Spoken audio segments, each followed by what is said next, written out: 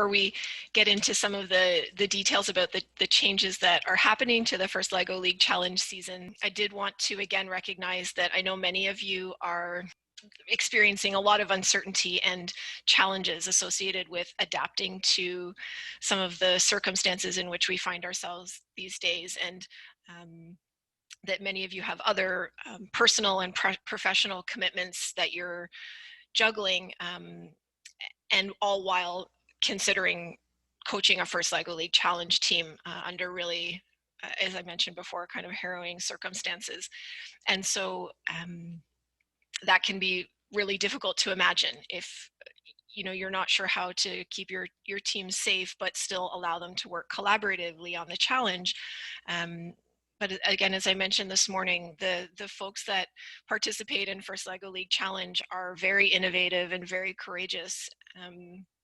And so I think by working together and supporting one another that we'll be able to do amazing things this year and beyond. There are, again, as I mentioned, there are a lot of challenges that we're all facing right now, but it also means that it's even more important than ever to be embracing science and technology and finding ways to ensure that kids of all backgrounds, abilities, and social circumstances have a chance to participate in this potentially life-changing program. The world is facing a lot of tough challenges, and in order to make it a better place for future generations, we really need the input from every kid and really foster the potential for them to be leaders and innovators. One of the ways in which we can help foster equity, diversity, and inclusion on our teams to help eliminate some of the barriers that have been, exacerbated because of the pandemic is to check out the 2 training modules, one of which is made available for coaches and one for the youth on your team. So if you haven't already checked these out, it would be great if you could try to complete the modules and invite the members of your team and maybe any other adult mentors or supporters who are involved with the team to complete those modules. You can get one of these cool badges if you do so. And again, this will give us a chance to increase opportunities for all students, no matter what their race, ability, or gender identity, to participate in these great FIRST programs. We've extended the season in a couple of different ways. So the registration deadline is a little bit later, the tournaments are a little bit later, and the tournaments are actually remote. And we'll talk a lot more about what to expect during a remote event. But we're hoping that by extending the season, that will give teams some more time to adapt to the different ways of working together to build and program robots and research and develop solutions to real world problems for the innovation project component of the program as well. We are hoping to host some provincial championships in the spring, and maybe wishful thinking, but depending on the circumstances, it may even get to be in person.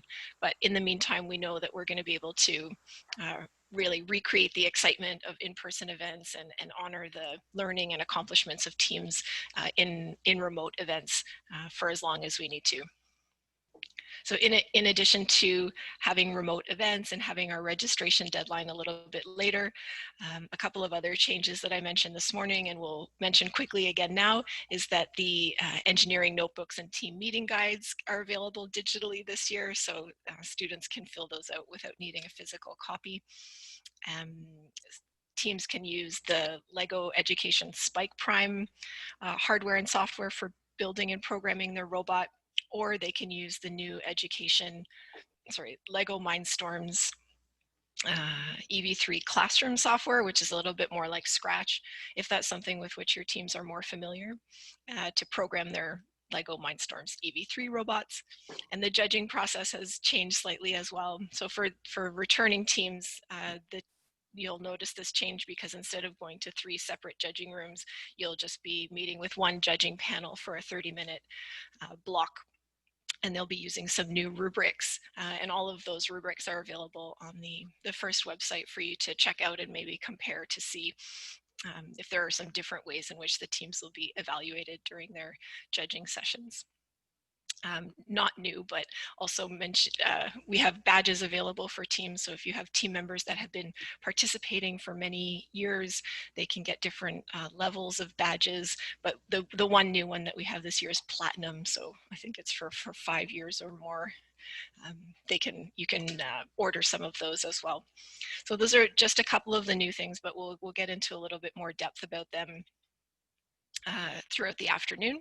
I want to first of all thank everyone who has helped to make both this morning and this afternoon's event possible, and who will continue to help make the upcoming week of conference sessions possible. There's a really great production team behind the scenes helping to make sure that everything goes smoothly with all of the technical requirements. There's some some coaches that are really generous with their time in terms of presenting workshops and even being part of this afternoon's panel discussion. And it's a great honor to be able to collaborate with members of the FIRST community in this way. And most of all, want to thank you for coming this afternoon and for your willingness to find innovative ways to continue offering this really engaging and enjoyable experience to students while ensuring their safety and well-being. So we thank you so much for doing this, and also hope that this afternoon's presentations and also next week's workshops will give you some of the tools you need to make this a safe and enjoyable season. And this afternoon, it's meant to be a little bit more of a relaxed atmosphere. We're hoping that you'll have lots of questions that you'll get answered, and that you're even welcome to unmute yourself if you'd like to jump in with a question to make it a little bit more of an informal discussion during the presentation. And I also want to mention that we've got some great sponsors who are helping to fund our program to help keep it going for this year's teams as well. So thank you so much to them. So this year's game, replay, there's like a really neat challenge theme. So you want to tell us a little bit, and we saw some of it this morning with Jeff and with Ty, but you want to go into some more details, Danica? Yeah, just I mean, for folks that are joining us who have already registered, you probably already know the challenge theme, but it is replay, and it's in this year's challenge, teams are going to be exploring ways in which to promote physical activity for people of all ages and abilities by making it fun, safe, and accessible. And it was great to hear from Ty Young this morning to hear about some of the ways in which the sports that he enjoys are made accessible for him, and also to see, as you mentioned, Jeff's overview of the mission models that correspond with the robot game in this year's challenge.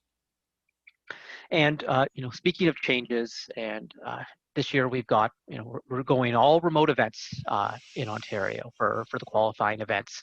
Do you want to give, and I know you've talked about this already, but it's so important that I think people want to hear just like a little bit of what the format is like, and then also the time period for the dates for these events. Yeah, thank you so much, Karthik. And I don't want to belabor the issue, but I also want to keep talking about it until everyone gets the message, because I've had a lot of questions from folks about whether or not events were even happening, whether or not there was even a season this year. And so if that was a question of yours, yes, there are events and there is a season this year. The difference is that we won't be meeting in person for our qualifying tournaments anyway. They used to take place in November and December, and now they're taking place in February. And the two main parts of a competition are the robot game and the judging sessions. And so for the robot game, teams are going to be submitting videos of 2.5-minute videos, 3 of them within a specific window of time. So they'll need to be time stamped, and we'll be providing a lot more details in terms of ensuring that the lighting and the angle is such that the referees that receive those recorded videos can actually accurately score them. And then fortunately, there will be an opportunity for teams to meet live with referees via a web conferencing tool like the one we're using today to review the scores and make sure that they agree with them in the same way as they would at an in-person event. And then for the judging sessions, they will be live as we are now, but so they won't be submitting recorded presentations, but they will meet virtually with a panel of judges to perform their robot design and innovation project presentations, and they'll have an opportunity to answer questions from the judges and display any visuals. And I think it's kind of a cool opportunity because there are things that you can actually do virtually that you can't do in person. I'm thinking like cool backgrounds or something like that. Maybe you're reporting live from a certain, I don't know, other geographical location. And so I think there are ways to be really creative in this format that I'm hoping teams will take advantage of those tools and features to really enhance some of their presentations. Yeah, and I think that the remote events, it's gonna, the live in-person events, we understand that's where the magic of first happened. But we're gonna do our best to try and recreate some of this magic in the virtual environment. And we're gonna, try and incorporate so many of the things that make the event special. We're still gonna find a way to do them virtually. So teams are gonna send in videos of their robots, but we're still gonna have the game announcers like Charles, the ambassador of fun, or Krista, doing the same sort of announcing, overlaying it on the videos. So your kids will hear how the announcers are describing their robots and the excitement when this happens. We'll still be doing online opening ceremonies, and we might even, try and make it feel a little bit like the Olympics, where we throw to the Waterloo event, and then we throw to the Kingston event, and we see what's happening across the province. And what's really neat is, before, most people would only see the teams in their area at that, specific event when they're in person. But now we'll have Saturdays full of events, and you can see all sorts of robots. And so I think for the kids, that's going to be exciting to see all these different designs and ideas. I'm excited to see how we do like a live high five line or a virtual high five line. Got it. Good. We got the magic hands right there. So speaking of these remote events, what is the deadline for when it comes to tournament registration and team registration? And there was a question in chat as well saying, do we need to register first to get updates? Those are great questions. Thanks, Karthik. So the registration deadline, it was normally, again, in past years has been around the end of September, but now it's at the end of November. So for understandably, as I mentioned, especially if you're teaching or if you have kids in school, that alone is enough to navigate without having to worry about getting your first LEGO League Challenge team started. So anyway, it's if you have some headspace after that, then you may still consider registering. So you have until November 30th. And with respect to registration, all of the updates come in the weekly team updates, but yeah, at a certain point, you will have need to registered for an event to get more information about that event. So after a little while, we won't be sharing with everybody in the like every first LEGO League coach that subscribes for the team updates will not necessarily be getting tournament specific information. So yes, there'll be a bit of a division in terms of what info you get if you haven't registered. That answers the question. And then whenever we talk about registrations, or people want to know about registration fees, but Annika, I hear there's a big announcement coming up about the registration fee for First LEGO League Challenge.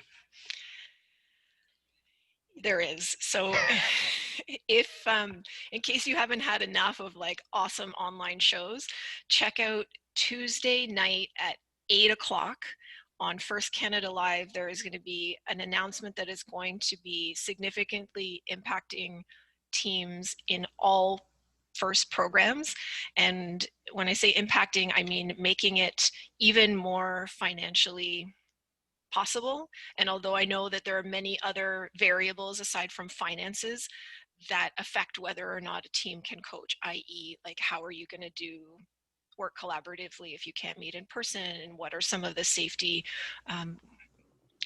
regulations that are prohibitive in terms of getting the team going. So those are the things that take priority when making that decision. But to make it even more to eliminate one of the variables that may be a barrier, the cost is going to be significantly reduced, and that's for all teams, not just new teams,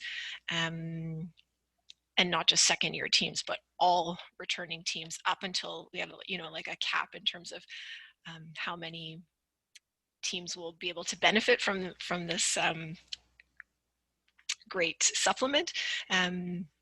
But yeah, well, anyway, tune in on Tuesday to hear more about how that is going to directly impact you and your first LEGO League Challenge team, and maybe that'll help out, whether you have or haven't registered. So it's Yeah, and you can tune in at twitch.tv/First Canada. And so the show starts at 7, but the specific announcement is going to be happening at 8. And that works out nicely because it times well with the kickoff conferences that are.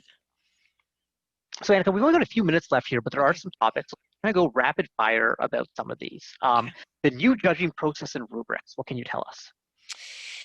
I mentioned it earlier. It's 30 minutes, one session instead of 3 sessions, 15 minutes each. There's new rubrics. Check them out on the first website resource section. And a resource section, digital season resources. What else is available? Yep, also the engineering notebooks and team meeting guide. So if you're not meeting in person with your team and they don't have physical books to fill out, they can do so using the digital copies that are available on ThinkScape. You can access that through your first dashboard. And we'll also get one of our moderators to try and drop a link if that's possible. Everyone can get access to that. Spike Prime, the new platform, Jeff touched on it a little bit earlier. You want to tell us, give us like the high-level overview of what Spike Prime is, why teams might want to use it? Yeah, that I won't be able to answer it too rapid fire. There are similarities and differences between the two, and so I think once teams and users have had a chance to try out both and compare, there'll be a lot more information to help you decide which one you'd like to try. I'm still trying it out, so I would say stay tuned for my own personal opinion about the advantages and disadvantages of each. How long have you been playing around with the Spike Prime for? Not long enough. Not long? Not long enough, yeah. Yeah. Anything that stands out to you as like opening the box, first like impressions that would like make you go, wow? I mean, I don't... It's different colors. That's about all I've noticed. That's an the impression, sensors, though. there's different sensors and different number of ports. That's about it. They're very cool. I'm sure teams were excited to, for something new. But at the same time, all your good, Ev3 NXT. Annika was even telling me yesterday that RCXs are still allowed to be used. Yeah. So if you got one of those, I see Richard's nodding his head. He knows exactly what those RCXs were like back in the day. I would be impressed. Yeah, well, that's where I learned. So, the Ev3 Classroom Software, what is happening? Yeah, so the Ev3 software, that the companion to the robotics platform or the hardware, has been somewhat unchanged for a long time. Now there's a new version. The old version's called Lab and the new version's called Classroom, and it's a little bit more like Scratch. And I know that a lot of students might use this in school or be familiar with the coding method, so that they may prefer that one over the other, but both are still applicable. It's just that one doesn't work on Mac anymore, which is why they had to come up with a new one for Mac. One of the comments from chat was neat badges for teams. How do you get one? You order them online on the first website. There was a link in one of the recent updates directly to the site. Couple of options. You can either look at the archived list of newsletters and see if you can find in which one it was mentioned, or maybe one of our awesome moderators would be able to post that in chat, or I can check that out during a break this afternoon and let folks know before the end of the day. Very cool. And you mentioned a platinum badge for 5 years. Is that for students who've been doing First LEGO League for 5 years, for coaches who've been doing it for 5 years, anyone who's been involved for 5 years? Yeah. Wow. Both. I mean, can you be involved for 5 years if you're a student? I suppose so, right? Like 9 to 14. Yeah, there you go. Oh, yeah. Whew. Yeah. All those fingers. Start them young. Get them, keep as much FLL goodness. Yeah, there was one comment in chat. One thing that's exciting about Spike Prime is that the gyro is included. So like that, nice time to, anyone who's coded one of these robots, that's makes things a lot easier in terms of keeping it going in a straight line, which we know can be the challenge. I've heard that calibrating that gyro sensor on the Ev3 is a bit tricky, so it would be nice if it just works. Yeah, Ursula's agreeing. So it would be nice to not have to do that. Also, congratulations, Ursula, on having a platinum student on your team. That's pretty exciting and awesome for them to have been through the program for so long. The last thing that we want to touch on here, Annika, is the kickoff conferences happening this week. We talked about them a lot, but is there any session that you're particularly excited about? We've actually got look, I'm excited about all of them because, again, the people that are investing time and effort into preparing for them are just amazing, and the topics are widely varying. But there's actually one presenter from California who has done really amazing work in terms of bringing a school that used to have a team of, I think she said maybe like 6 or 9 boys on one team, and now they have like 50 kids participating on however many teams that equals, and it's about a 50-50 split between boys and girls that are participating. And she's going to share that journey, and how, maybe how some of the things that allowed her to be successful, and that might translate onto teams and into schools in our region. So what are you most looking forward to about this season? Well, a couple of things. Reconnecting for sure with our what feels like an extended family, right? It's a really great community of folks. So even though we can't meet in person, is just to be able to spend some time with you and see your faces and even just see your names Mhm. is very like comforting and reassuring. And also, as I was alluding to a little bit earlier, in terms of some of the creative ways that people can use digital tools to um, enhance their presentations, and also to just see and hopefully support coaches as they themselves come up with really innovative ways to make this experience possible for students while maintaining a safe distance. That's fabulous, and it's gonna be a good season. It's gonna be different. I think we can all acknowledge that, and different, means not the same, and so some experiences won't be exactly what we're used to, but it doesn't mean that we can't find ways to make the best of it. And we're going to try. That's absolutely what we're here for, and that's what the first spirit is, and that's what our students would expect of us, because we know that they're going to try and they're going to make it at all. So we're going to do whatever we can to give them that amazing kind of joy that we've all come to be used to with First Light.